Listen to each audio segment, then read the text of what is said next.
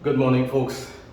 Mr. Lotion here at the laboratory, and I haven't done this in a little while, but I felt the need to share something with all of us and hope that it could benefit you. I pray that you will listen to it carefully, and the only reason why I've done this is to help someone live a better and a stronger, healthier life. All right, so we know that we all aspire to be healthy. We've been given this body that is a beautiful combination of different systems geared towards keeping us going and keeping us alive. Ever so often, though, we fall sick, all right, we fall ill for whatever reason. And some of the reasons we fall ill can be as a result of microorganisms. What is a microorganism? A microorganism is a small organism. And one of the things that can cause human disease is microorganisms. But here's where it gets very interesting. Microorganisms belong to a broad group of living things, and they are subdivided into categories, groups, broad categories. And some of these microorganisms are bacteria, they can be viruses, they can be fungi. One of the most common ones are yeast, and then you have parasites or worms. You have others as well, but these are some of the more common microorganisms that contribute to human disease. Why we are talking about this morning is because we continue to see a high incidence of persons who are not doing the right thing and causing a possible emergence of a multi-resistant organism, a Superman bug. But here's some more, right? So you have microorganisms, and we understand that they can be of different groups and categories. So if they are of different groups and categories, it means that they cause disease differently, and then therefore they are required to be treated differently. So a physician who finds out a patient has a bacterial infection going to treat that patient differently to a patient who's diagnosed with a viral infection, with a fungal infection, with a parasitic infection. And in terms of the medical language, a bacterial infection gonna be treated with an antibiotic. Some people say antibiotic against life or that bacteria, antibiotic. Then viruses, you're gonna have to be treated with an antiviral. Fungal elements, you're gonna have to be treated with an antifungal. And for parasites, you have to be treated with an antiparasitic. And that is why diagnosis is so important. Family, friends, patients, do not sit at home and have a multitude or maybe one or two symptoms and signs, and you make assumptions based on what you think, based on what Google says, based on what your neighbor or your sister or your mother says.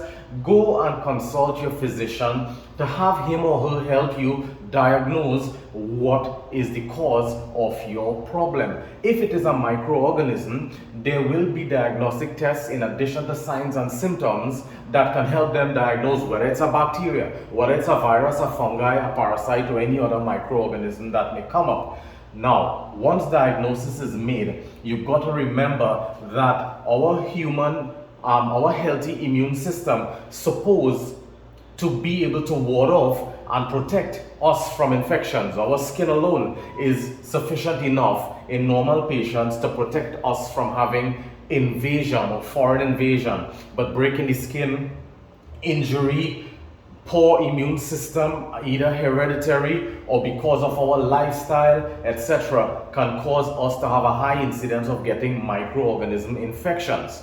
All right? Now, if our immune system is not working too well for whatever reason, we're gonna have to get support from our physician component and their wonderful array of tools and measures to help treat that. So what's gonna happen is, if you have a bacterial infection, you may very well need some antibiotics.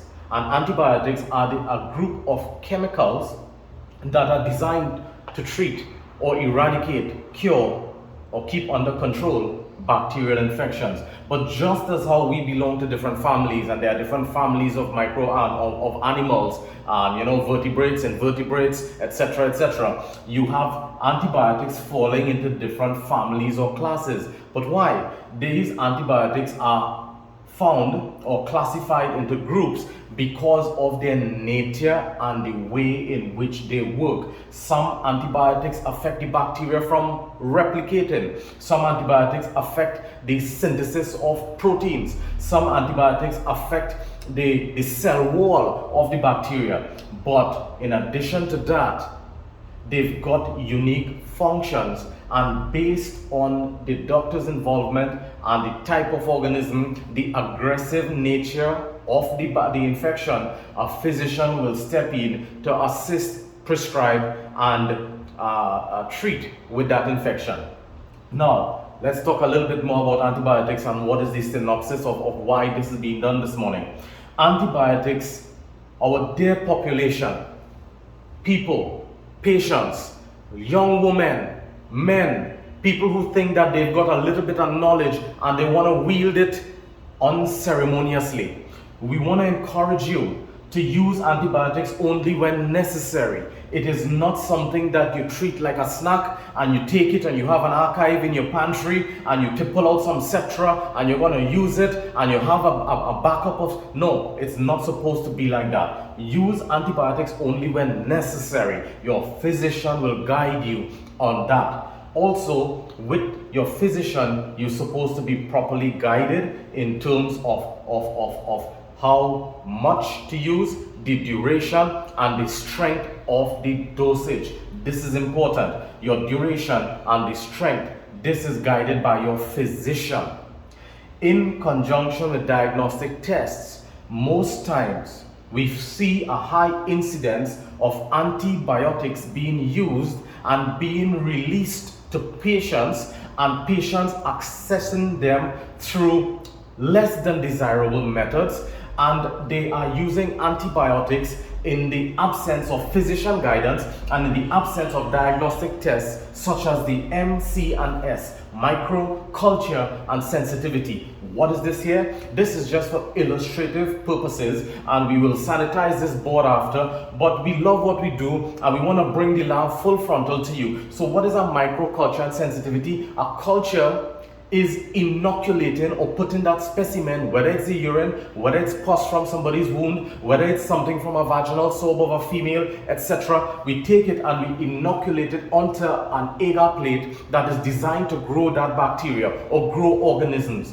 When that organism grows, that's not the end. We got to do now something called a sensitivity, where we take a little bit of that microorganism, that bacteria, and we subject it to antibiotics. I know it might be a little bit small on the video, but this is an antibiotic ring structure where each one of these circles represent an antibiotic, and one is ciprofloxacin, one is nalidixic acid, another one is augmentin, norfloxacin, nitrofurantoin, etc. All of these antibiotics are now placed onto a thin microscopic sheen of the bacteria, and then we incubate that, and what happens overnight, if that particular antibiotic is going to work at killing that bacteria or preventing the organism from spreading, you will see a zone of inhibition. Now, this is laboratory work we're talking about, but we want the public to understand the importance and the synergy of your physician, lab, and diagnostic support. You see, so what happens on the day, on the next morning, we would look for which antibiotic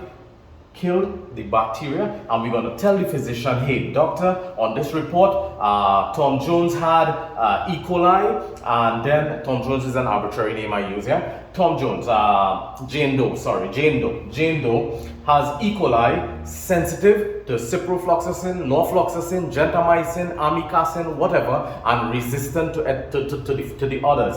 This is the sensitivity test in the lab test called microculture and sensitivity, and that tells the doctor in conjunction with any allergic reaction history that the patient may have with some types of antibiotics, the physician now is guided to prescribe the relevant antibiotic to treat with that infection. What we see happening, and it's a chronic problem, it is a worldwide problem, and it is something that is causing the emergence of a Superman bug, a multi-resistant organism that is no longer able to be readily and easily killed by antibiotics, at least the ones that are common. So we must remember our immune system. In the ideal situation, none of this should be happening. Our immune system and our lifestyle and our normal daily activities are supposed to prevent us from getting infection, but that's not the case. So we must remember also, in addition to poor antibiotic stewardship, which is the nature of this, poor antibiotic stewardship by the population, by others who are disregarding this global problem, this global challenge. You see, antibiotics are also present in the environment through our agricultural industry, through our farming industry with livestock. Remember, we are a product of what we eat. So can you imagine the types of chemicals that are ingested today versus 20 years ago? It's different. So automatically we have a weakened or a suboptimal body, and we're gonna now take that and slap ourselves and say, I will use whatever antibiotic I can get, and then my sister, she has something similar to what I have, so I'm gonna give her some. Stop doing that. I beg of you, I plead with you, stop doing that, because you see these antibiotic zones here, more and more we are seeing less and less sensitive antibiotics. More and more we are seeing less and less sensitive antibiotics. So my dear friends, family, patients, that young woman, that young man, please break away from these molds that we have set ourselves in. And not every data that you get handed down to you, you should ingest it and take it for granted. We at Medical Scientific, we love our patients, we love our community. We just very saddened also that this is happening, and it's happening right now. Stop with the wanton, uncontrolled use of antibiotics, and liaise with your physician, and your physician will get involved in microculture and sensitivity tests and help guide you instead of weakening your system. And here's the thing, women, your vaginal area has an ambient environment that is kept healthy by bacteria and microorganisms. It is kept healthy by other organisms. And if you take antibiotics and you muck up and mess up that environment in your vaginal tract, then you're now gonna get a higher incidence of other infections rising up, because you've killed the protective mechanisms, and now the other undesirable microorganisms are going to realize, hey, we have no policemen here to prevent us from proliferating and from causing disease, so we're going to multiply, and then that's another infection. Okay, so I hope that this has helped us, and in a nutshell, please stop the unwarranted and uncontrolled use of antibiotics in persons that think that they can just go and get it. And sadly, we also disappointed that these things can happen. It's happening globally, and we know it's happening here as well. So we want to just encourage everyone. We all supposed to form a spider web of support to our patients, and to you, the patient, which is our primary concern. We want to help you. We want to help you, and we are here to help guide and offer in our little way whatever support we can do to help edify, to help you grow and develop, and not cause the emergence of a Superman bug that is going to be dangerous, and it's already problematic in many places. And that's why you got to be careful when you go to the hospital environments, because many hospital environments can have what is called nosocomial bacteria, meaning that they are present in hospitals and you can get it through the hospital environment. That's why for some wards you're not able to carry children. Certain people of immunocompromised states or illnesses not supposed to go up there. So we urge the public to abide with your healthcare systems and understand that they're not trying to make things harder for you. We're trying to ensure that you do the right thing and we do not have loss of life, loss of quality of life, increased cost of management of disease, antibiotics, and secondary and tertiary issues and challenges. So God bless you, keep well, and thank you for spending a few minutes with me on this lovely Saturday morning.